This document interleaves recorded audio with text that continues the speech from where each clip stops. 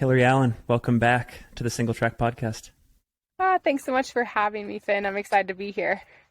So we're talking about Speedgoat today, and I was scrolling through your ultra sign up, and you've been here before. You've had a lot of success too. You got fourth in 2014. You won the race in 2015, but you've been on a bit of a hiatus with the race since then. I'm curious what brings you back this time. What excites you about the race? Yeah, this race, when I first got into trail running and sky running in 2014, this is a race that I'd heard about. And I remember in 2014, I was racing Ellie Greenwood and we were like super close. And I think I was like gaining on her and I took a wrong turn. And then, just like trying to hang on. It's like, it's so tough. And then coming back in 2015, I was just really motivated because I'd seen the course before. But then of course, Carl adds some other bonus climb to make it even harder. And it's one of those races I love. Like it's pure mountain running, like the perfect combination of everything. It's high altitude, but technical. I haven't been because, I was racing a lot in Europe and I was living in Europe. I had this thing where I fell off a cliff. I was recovering for a long time. And then I was, basically in Europe kind of doing other races. And so this summer I knew I was going to be in France for the month of August, but I kind of had an open window. So I thought, why not? And this year, I'm actually doing the 2-day challenge. I actually don't know if you know this. I just recently put my name on the list to do the 28K on Friday and then the 50K on Saturday. Very cool. And I think maybe one other thing we can talk about is the fact that this is now under UTMB management, which it'll be interesting to see on the ground what it looks like from like a fanfare standpoint and a media standpoint and how all the marketing comes together. Because if it's anything like what Canyon's 100K was like, in my opinion, it's just going to be another layer of excitement, I think. I know. And it's actually going to be really interesting because, obviously, Carl, it's been really well supported the race in the past just because of Hoka. And it always has a really good atmosphere. He's been kind of expanding the race. So I think it's kind of awesome that, now in partnership with UTMB and Hoka, they're kind of taking it to the next step. I think this is hopefully going to secure, Speedgoat to be one of the premier races in the United States. So that's always exciting when that happens. So it's going to be cool because I think there's a lot of fast people on the start list this year. And it has something to do with the fact that it is now partnered with UTMB. And it makes me wonder, and I promise we'll get to analysis of your prep and stuff. It makes me wonder if they're going to expand this out. Like if they'll get the permitting they need for like a 100K race there, a 100-mile race in the Central Wasatch, it'd be incredible. Okay, and if that happens, sign me up because there's a reason why I race in Europe, and it's because I like these races that Speedgoat, what previously was in the US Skyrunning series, Run the Rut races like this. So if they can be kind of expanded to even just even harder for longer periods of time, count me in. That'd be so cool. As long as he doesn't add it to the world to be a part of the 100-mile race, then we're good. So the last time we talked, I think it was back in January, you had just announced your new sponsorship with Brooks, and I'm curious what life has been like since then. Like, how's training going? How's racing going? What's the lead up to Speedgoat been like? Yeah, and that was awesome that you got to help me kind of announce that big news to the world. So yeah, this year, so since we talked, I've raced a couple times actually. I had a kind of a poor performance at Gorge 100K, but that's kind of what I expected with that kind of terrain. I think what I learned from that race is that long hours in the car driving out to a race, I maybe need to do more mobility and, also that I think I need to be a little bit more inspired. I'm not the kind of runner who can just race no matter what it is. I definitely need to be inspired by the terrain. And for me, the Gorge, even though it's amazing, that specific course for me just didn't kind of do the trick. But that actually then led me to, I've done some other gravel bike races this year. I'm really into that. I did a Unbound 200 mile gravel bike race this year. That was awesome. Nice. finished in my fastest time. Super stoked. And then I did a bucket list race of mine. Again, this is kind of like the US circuit. I raced at the San Juan Solstice, and this is a race I've always wanted to do. Like, the San Juans are one of the most beautiful places in Colorado, and Colorado's my home. And so, and I mean, aside from Western, it was a stacked field. I mean, I think some of the best Colorado mountain runners showed up at that race. And so that was really fun. And like, since Gorge, I think I hit kind of a low patch, but then with San Juan Solstice on my calendar, it just really motivated me to train, and to train in the mountains, which I really love. I joke about it, but like, I think I've broken up with runnable 100Ks for the foreseeable future. And so I was very happy and pleased to be reunited with my one true love, which is mountain running. So yeah, training has been going really well, actually.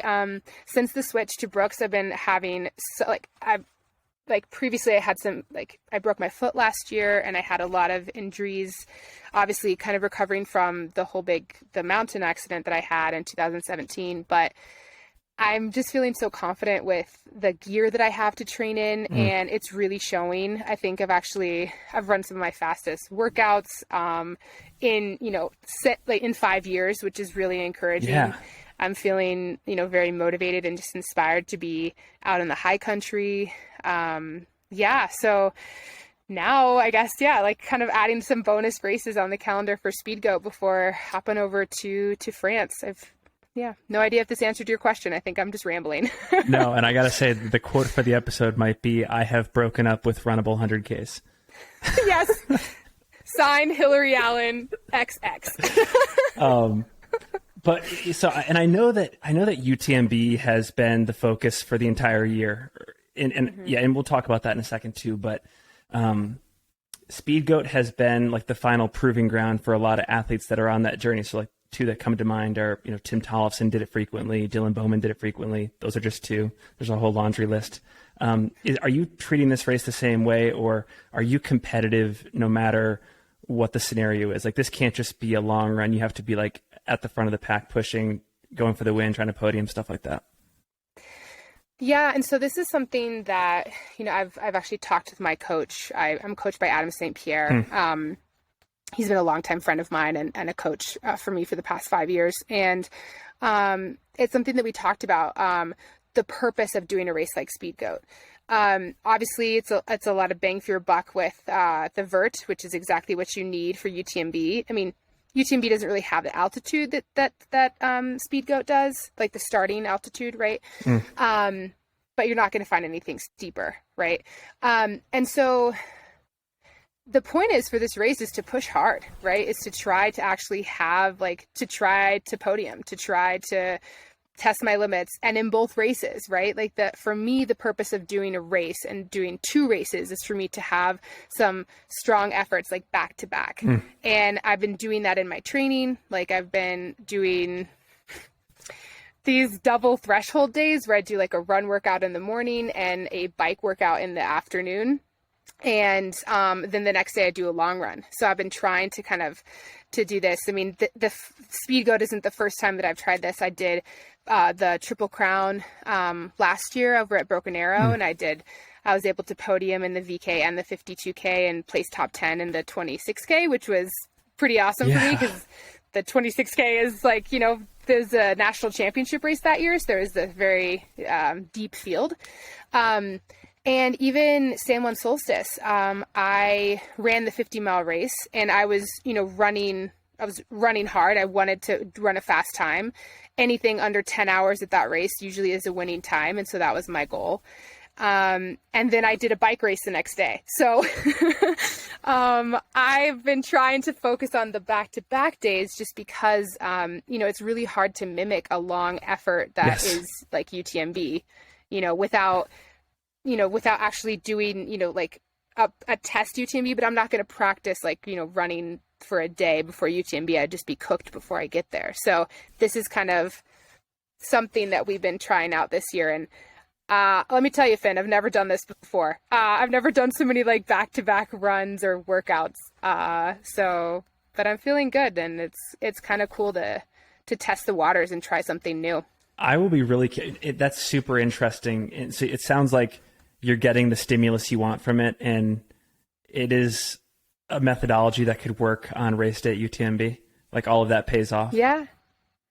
Potentially, because you're right. That is the goal. Like UTMB is the A goal for me. And even, with a run like San Juan Solstice, that's a very demanding run. And I ran a fast time, even though I didn't win. I was behind Hannah Allgood and Claire Gallagher, who had phenomenal performances. Yeah.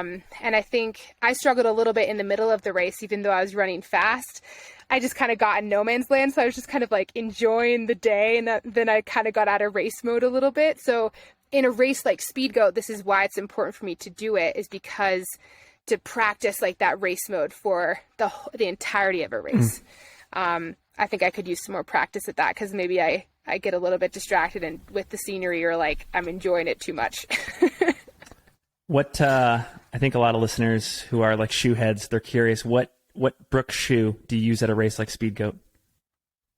Yeah, so actually, this is what's really cool. And I just did kind of a post about this, of like the different shoes that I have been using for Brooks, because I really feel that there's like a tool, like for every type of trail that I want to do. I'm probably going to race in the Catamount.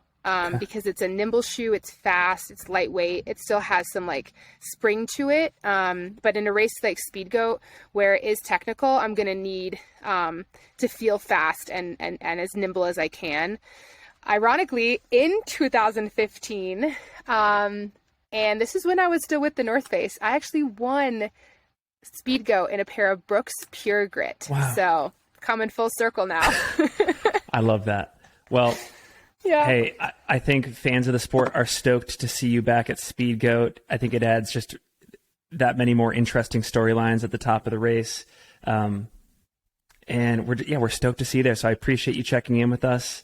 I'll make sure to link to everything in the show notes. Anything else you want to leave the audience with before we go? I'm just really excited. Yeah, and if people are in the Salt Lake City area, come cheer. And if you haven't had the chance to race this race, I really hope that you do. It's such an experience. The one thing I remember from Speedgoat every year is this descent down a riverbed. Oh man, I'm definitely doing my ankle mobility things before I get on the start line. Yep. Well, awesome. Hey, great chatting as always, Hillary, and we'll see you at Speedgoat. Yeah, thanks so much.